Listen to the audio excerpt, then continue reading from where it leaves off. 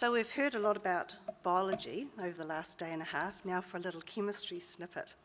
The good news is my talk's going to be really short and there's no video. The bad news for me is that I was horrified to find at morning tea that I'm a lot more visually challenged than I thought I was, and that's too far away.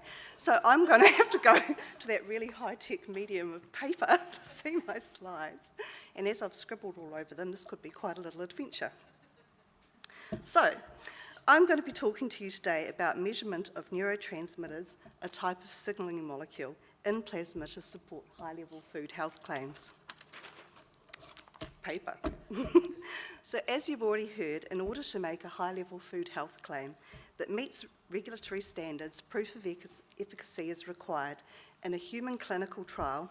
Oh yes, I've got to do that really high-tech when you're relying on paper now. Along with supporting evidence, including mechanism of action data. Patients who suffer from irritable bowel syndrome or IBS are an accepted cohort to support food health claims on improved gastrointestinal tract or GIT functional comfort, as IBS is recognised as a variation to the physical norm, and efficacy can be demonstrated by improved function or restoration of normal gut function. But how do we measure that improvement and quantify it and provide the necessary supporting evidence? Because unfortunately, despite being so common, the underlying causes of IBS are poorly understood, and the lack of robust and validated quantitative biomarkers hampers the identification and or development of diagnosis, therapeutic and food solutions. So the underlying mechanism of the gut-food health relationship is thought to be based on a complex interaction between the gut-brain axis, or GBA, which we've heard a lot about today especially, the bidirectional communication between the gut and the central nervous system, an individual's genetics, and the gut microbiota profile of an individual. So you have the brain that can influence the gut and the microbiota via signalling molecules such as neurotransmitters, which can affect brain function. But our ability to understand the impact of food on gut comfort and translate into food health claims and benefits is hampered by the lack of reliable biomarkers and understanding of the modes of action.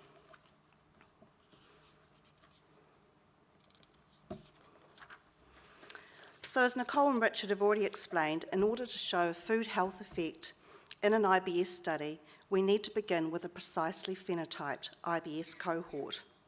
Currently, IBS patients are categorised as 4 subtypes based on stool transit times, and there are inherent problems associated with these type of measurements unless you've got a whole lot of those clever little smart pills. As part of the Elite Gut Research Program, we will be taking various samples from the very aptly named Comfort cohort to help us more precisely phenotype IBS subtypes and enable us to use physiological biomarkers to generate insights into the mechanisms of action underlying those different phenotypes and monitor the efficacy of nutritional interventions. So we know that neurotransmitters play an important role in the gut-brain axis interaction.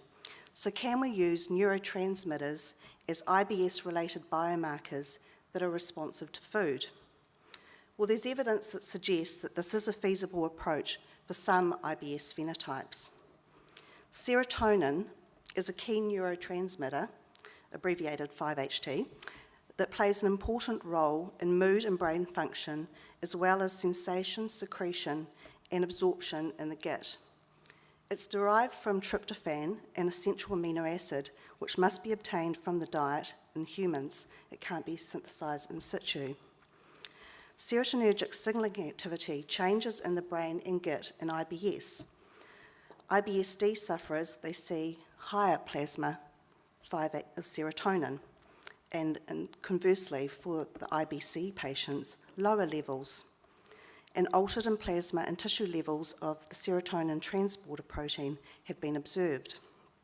In fact, serotonin receptors in the gut are now a target to treat abnormal bowel function in IBS C and D patients, although you can appreciate, obviously, it's important to get the phenotype right when you're using this type of approach. Additionally, serotonin and its metabolite, 5-hydroxyindole acetic acid, are also being investigated as biomarkers for diagnosis and treatment of certain GI conditions, including IBS. Right, finally, the chemistry.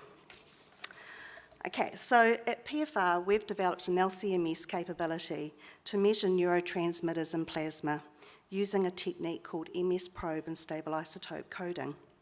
So using this technique, we derivatise multiple neurotransmitters with a probe that have different functional groups with a probe to increase analysis sensitivity.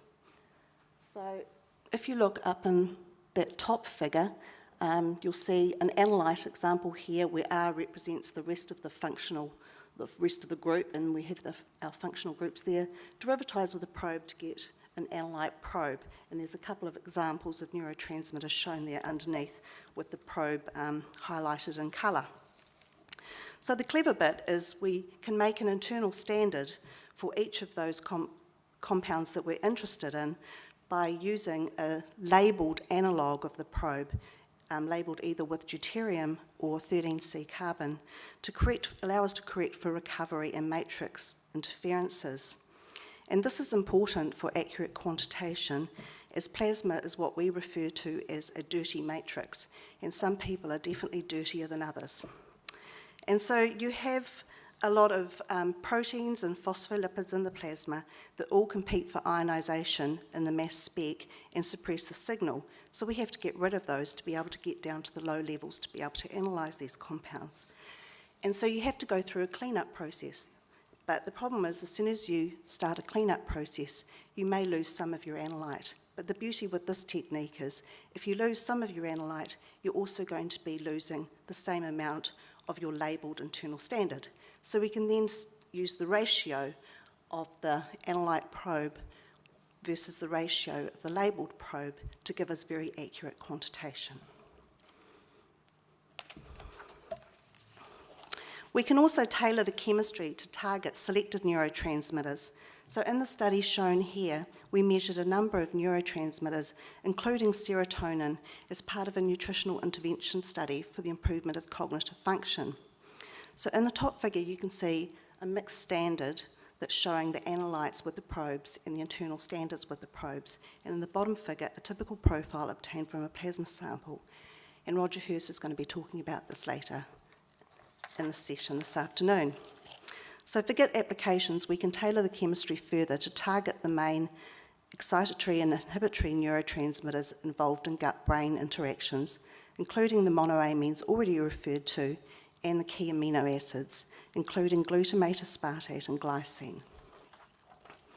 So in summary, we believe that neurotransmitters offer a useful tool to monitor gut-brain axis activity, that it's an important factor contributing to GIT function and comfort, and also plays a major role in the pathophysiology underlying IBS, that neurotransmitters may be useful biomarkers to help phenotype IBS subtypes, generate insights into the mode of actions underlying these phenotypes, and monitor the efficacy of nutritional interventions. All good stuff and vital to support high-level food health claims for GIT function and comfort. So all that leaves me to do is thank you all for your attention and to acknowledge the rest of the Elite Gut team members, Nicole, Liz, Richard, Shane, Carl, MB of course for funding, and other PFR colleagues who are involved in the cognitive function work, Arjun, Tanya and Ant. Thank you very much.